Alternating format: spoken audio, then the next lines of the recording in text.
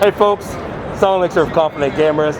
Folks, we are over at My Friendly Neighborhood. Yeah. We played this demo a little bit ago. It caught us off guard. It is so contrast different. Introduce yourself and let me know how you work in the game. You first. Oh, okay. Hi, so I'm Cleveland Mosier. I did the cover art for the game as well as the sort of the world building art for the posters and signs and things like that on the walls in the game. My name is Ted Henschke, and I am head of productions for Dread XP. Oh, okay, all right. So, for them that have not checked out the game, tell me about it. Tell me about My Friendly Neighborhood. Well, My Friendly Neighborhood is a game that we've been working on for a little while now. It's one of our first kind of like fully developed games from start to finish. It's kind of started in-house and we've been working on it. It's made by two brothers, John and Evan Szymanski, who are insanely talented. And now that I've gotten all my credentials out of the way of the people I need to mention, I'll tell you about the game.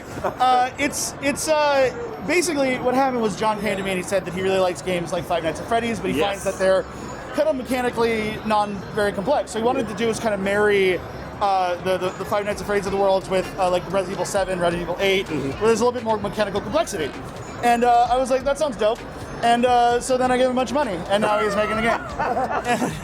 I was sold at Puppet Survival Horror. Yeah, when I first said that, it was exactly, and I was like, wait, what, survival horror mixed with Sesame Street?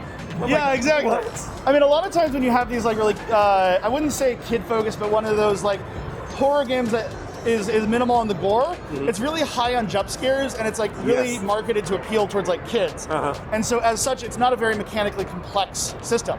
So what we wanted to do is we wanted to make something that had a little bit more mechanical complexity to kind of bridge, to create a kind of, I don't want to say create a product, but like to make a game that would be appealing to a wide variety of demographics. Yeah. Okay. Oh. Yeah, absolutely. So I also did QA testing on the game as well.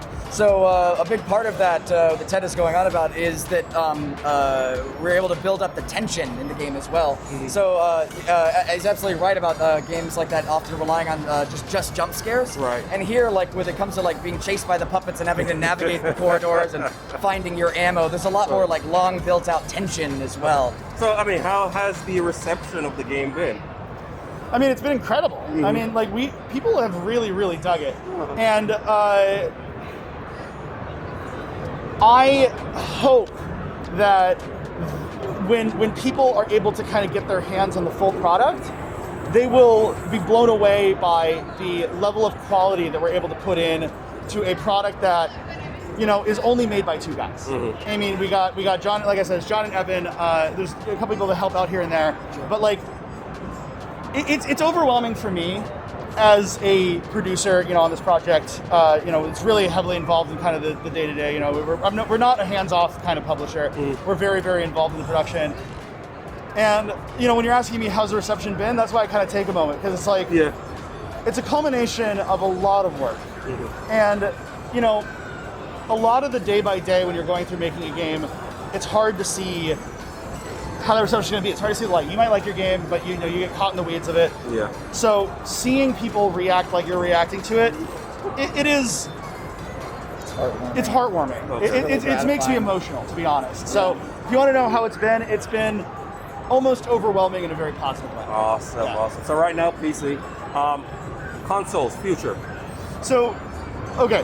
We can't announce anything officially, but what I will say is that from the start of production, I love the finger crossed. Right. So from the start of production, we made the game be programmed in such a way that's easier to port. In terms of visual fidelity, in terms of control scheme. So we have controller support in the game. Yes. All that kind of stuff. But we wanted it to not only be playable on consoles, but also on phones. So like a lot of the environments and stuff, if you look how they're designed, there's a lot of like sharp corridors. And what that helps us do is it helps us render with higher fidelity an environment. It just lends itself really naturally to horror. So it allows us to have a good level of visual fidelity with even something like a phone. So we don't have any ports currently in the works. I don't want to overpromise and say it's going to come out on everything. Right. But it is something that we are looking towards, and we are currently programming towards. So yeah. All right. Final product release. So we're looking towards Q4 2022. So later this year. latest early Q1 2023. So kind of that, sometime between September and January. But it's really going to just be based on what we're currently doing right now with the game is we're exploring options for some more set piece encounters. I don't want to say any big phrases that might lead people the wrong way, but we're working on some of those big moments that are going to make people go, oh shit. Yeah. And those just take some animation and some polishing work. And so that's kind of where we're at right now with it. What would you say? Yeah, no, I think it's a really good way to put it. As we continue to sort of explore with the tools that we've built so far, a lot of that can come through out of QA testing and focus and seeing and of course just seeing the reactions here. Right. We love hearing feedback from players and everything else, and getting a good sense of what else maybe we could add to the game. Right. And of course, those sorts of things can maybe change our pipeline a little bit. Okay. Oh, well, I'm looking forward to that final. And even maybe the console. I mean,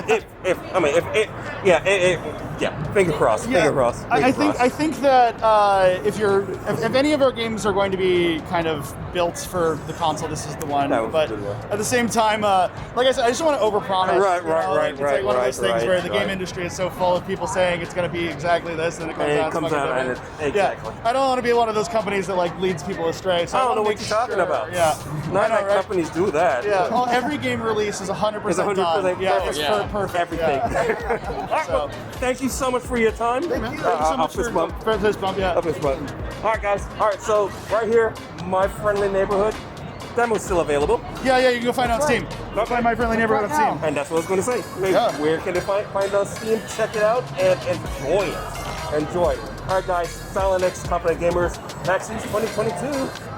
Peace. Peace. All right.